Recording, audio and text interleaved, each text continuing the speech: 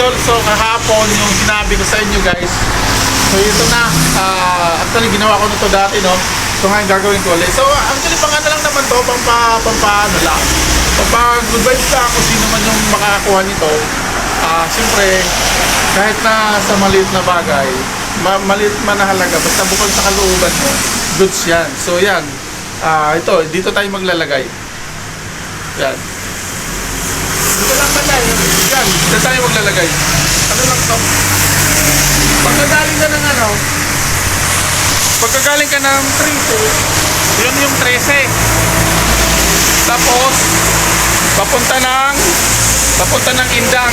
So dito, mayroon dito ano, sa may bandang, paglagpas mo ng Amore, may Mabini doon, sa may ano, malapit na sa may Uno gasolinahan. So ito, mayroon ditong waiting shed na medyo luma.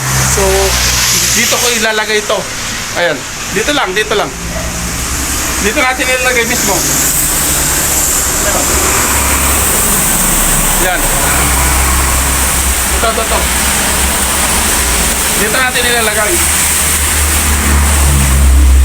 Kahit maliit na bagay yan guys, basta bukal sa kalooban mo, good yan. So yun lang. So mag-unahan na lang kayo. Pag halimbawa, kung sino man makakuha nito, nandiyan dyan yung page ko. Pasensya na kayo, wala pa tayong sticker. Tagal na nag-vlog, wala pa yung sticker. So yun lang. Comment na lang kayo guys. So yun lang, maraming salamat. Ayan.